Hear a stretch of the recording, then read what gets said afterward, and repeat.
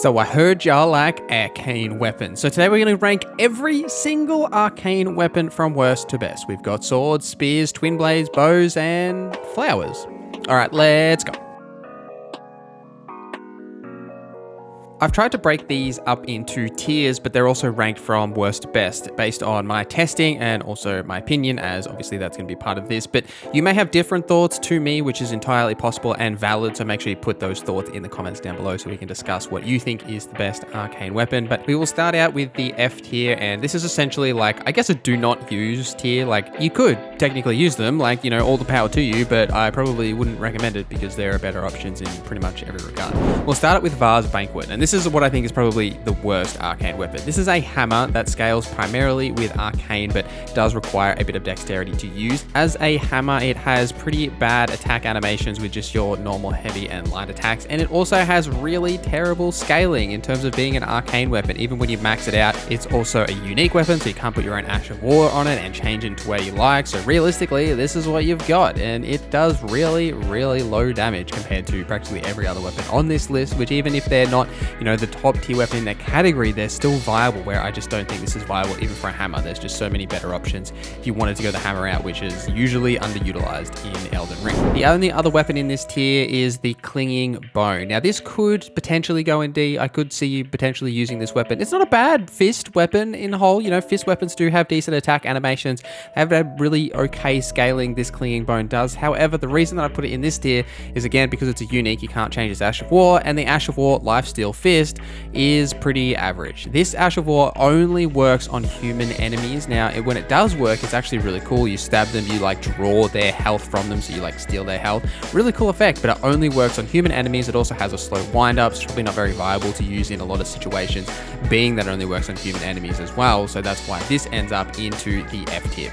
Move on to D. Now, these weapons you could use in some situations. I could definitely see it being possible. However, there's usually better options. We'll start out with the Albinoric Staff. Now, this is the only staff that has arcane scaling, and because of that, if you wanted to make an arcane build that also uses some intelligence, using some spells, that kind of thing, you could absolutely use this staff, and I would definitely recommend it. However, the weird thing about arcane and intelligence is that they almost have no synergies whatsoever. There is only two spells that actually use arcane, and they are both these bubble spells, which are so slow to cast and do such poor damage. The big one, you know, it's not too bad, but they are so slow to cast. They just are not really viable really in any scenario. So there's no reason really to mix intelligence and arcane, but you could, if you wanted to make some kind of intelligence arcane build. You know, you could definitely do it, but there's just no synergy between these two stats to make this staff actually usable, if you know what I mean.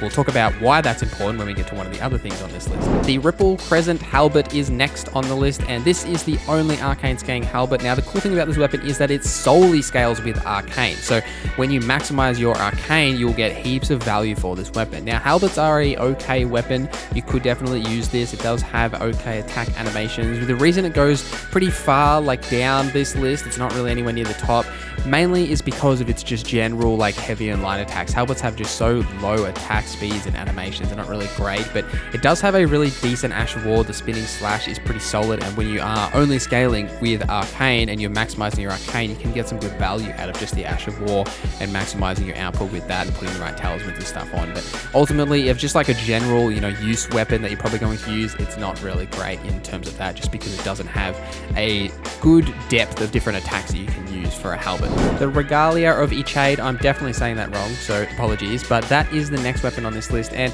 this is an interesting one. You know, I originally had this higher in my list, but the more I used it and tried different things, I actually ended up putting it lower. However, you may have different opinions. Now, this is a sword, and swords have decent attack animations as a whole. This is a unique weapon, so you will use Somber Smithing Stones to level it up. It does do physical and magic damage, which is definitely a benefit for it, and that's why I did have it a bit higher on the list. However, the Ash of War itself, the Ichiro's Dancing Blade, does have the same Ash of War as a better weapon, and essentially better in every way, the Greatsword variant of this, which we'll talk about when we get into the next category, which is the Executioner's Sword. It's basically better than this weapon in almost every category, and this weapon's weird that it does kind of scale with strength, but it also scales with dexterity and arcane. It's it's in a weird spot, this weapon, that I think it's good. You could absolutely use it. I could definitely see the value. However, there's just a better alternative in this category itself, so that's why I've kind of knocked it down a few pegs. However, if you have a different opinion, let me know. The Serpent Bow is next, and the Serpent Bow is one of the better bows in the game. It's also got the unique effect of applying poison to any arrow, and it combats perfectly with the Serpent arrows itself to do heavy poison on enemies. It's a decent bow with Mighty Shot, isn't too much to say about. It's worth noting it doesn't apply deadly poison like the Serpent Bone Blade or the Venomous Fang. However, it absolutely should, in my opinion, and it would absolutely go further up this list if it did. They should absolutely fix that. Anyway, not much to say. It's a solid bow. Let's move on to the C tier, and we'll start out at the bottom of the C tier with the Ripple Blade. Now, similar to the halberd that we previously talked about, this just scales with Arcane, and it's potentially, I think, the highest scaling Arcane weapon in the game. Let me know if I'm wrong about that in the comments, but I think it might be. But this is an axe, which axes suffer from a very similar issue to hammers, where they have a poor, heavy and light attack animations. It's much better for an axe, but it's not great. And the Wild Strike's Ash of War here is just okay. It's a constant kind of swinging motion that'll deal okay damage. You could absolutely use it. You can buff this weapon with magic or consumables because it doesn't have any other kind of a damage type that it does do. However, you can't change the Ash of War, which I think is a huge issue for this weapon. You should be able to change the Ash of War. It's a solid weapon option if you were just looking to make a pure Arcane build, maybe with some kind of a shield in your offhand. You could definitely use the Ripple Blade. Next is Mari's Executioner's Sword. Now, this is the weapon I was talking about with Regalia of Ichode. It's essentially a much better version of that in every possible way. The Ash of War here is the same. It's just stronger, and it has a little bit more range because it is a great sword. So when you throw that corkscrew attack out, you'll be able to hit for a longer range, and you can absolutely use this weapon. You could use the sword in general, if you can combine the sword with even using the staff and make a arcane spell swordy thing or some kind of sword and board thing. But if you're just using a pure strength kind of setup using Arcane, then this is the only sword that you can really use as an option, and that's why I've put this a little bit higher than the sword variant, and I just seem to like this one a little bit better. There should be more strength scaling Arcane weapons in my opinion. This is the only one that's decent-ish. So we'll move on to Reduvia. Reduvia is a solid dagger, and even though daggers pretty much suck in the game, it's one of the best options because it does have blood loss on it, which can be triggered very quickly when you combo with another dagger. It's also got a solid Ash of War, the Reduvia Blood Blade, on it, so you get that small wave of blood that hits in front of you. Dual wielding daggers is a solid way to play if you're looking to put status effects on enemies, and you can absolutely do this with the blood loss effect that you get from the Reduvia. You can maximize this and level it up, and then level up your Arcane and be able to do something with this weapon. But it's definitely not the strongest weapon, but because daggers have such a fast attack combination, you can get status effects off really quickly, which benefits this weapon heaps because you can get that blood loss effect up, and there's so many ways you can buff your blood loss. So combining that with this weapon is why it goes a little bit higher on this list than some of the other options. So you could absolutely put it lower if that was your opinion. For the B tier, we'll start out with Margit's Cursed Sword, and this is a weird one. I kind of like it, and I kind of don't. I like the Ash of War, but I don't like the attack animations. Just personally, that's just my opinion. I don't really like the way the curved greatswords have their animations, so I know tons of people use them and do like them themselves. It's a dex and arcane scaling weapon, like practically every weapon on this list, to be honest, and it's a solid weapon. It's why it's in the B tier, right? It's got decent dex scaling, though it does benefit dex over arcane, so you want to put more points into dex and then use the arcane stat. It's kind of like your secondary because of the way that this weapon scales if you're going this route, and it's an okay weapon, but you can't do anything really with it other than what it says on the box, right? Because it's just a boss weapon that you can't really change any effects on, and there is a much better arcane scaling boss weapon, which we'll talk about in a little bit.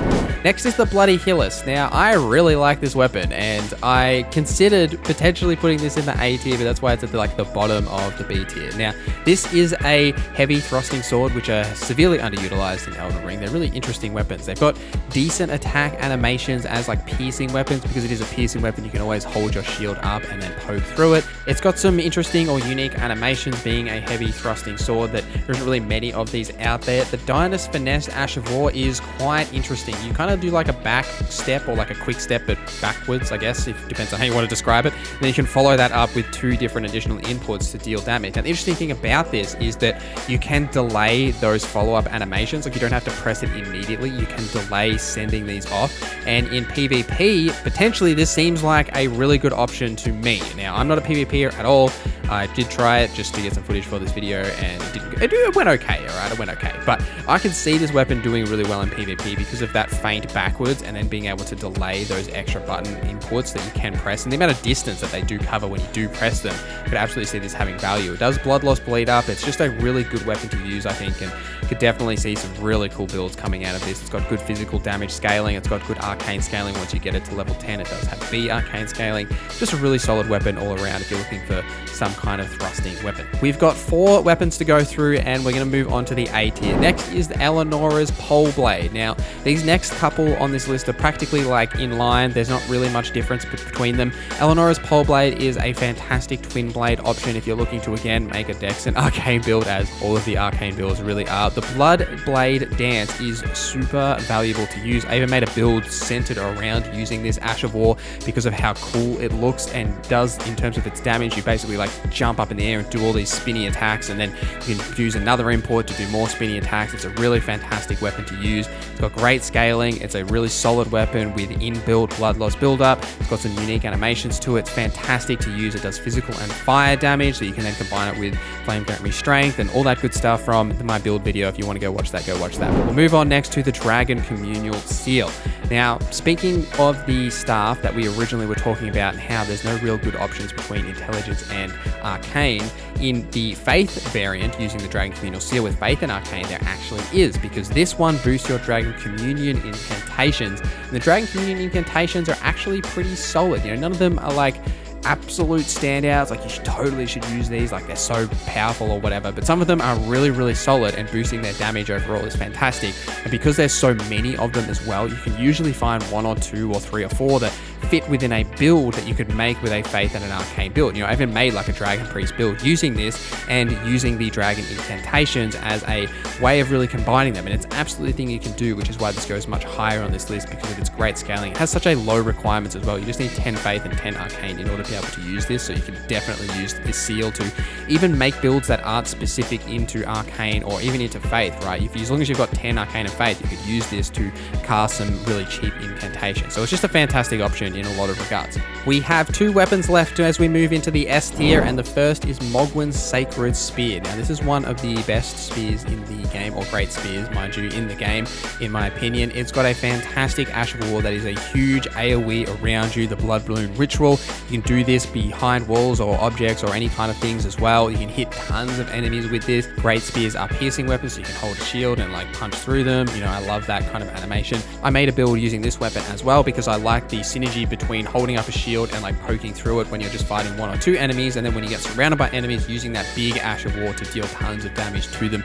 Really like that synergy, and it scales with Arcane and Strength, one of the only weapons that do, so we get real benefits from there. Physical and fire damage, tons of good things about this weapon that you could absolutely make really quality builds out of. The last weapon on this list is something that you absolutely won't expect, and you have never seen it coming. It's Vase Banquet again. It's just such a no, it's not. It's the Rivers of Blood weapon that everyone uses and everyone has seen. We don't really need to say anything about this weapon. Everyone more or less knows how good it is. It's a katana, which have great combos that you can use. It's got like one of the best Ash of Wars in the game. It does physical and fire damage, has such great scaling with Dex and Arcane. So many good things about this build that, you know, everyone has spoken about it before, and I've spoken about it as well, so we don't need to say anything about it. But that is all of the Arcane weapons. Every single one ranked from worst to best, in my opinion. Let me know in the comments down below what you think of this list, what you would change, whether you would move things up or down in that list. And thank you for watching this video till the end. Thank you to our members for supporting the channel. My name is Norza, and I hope you have a great day.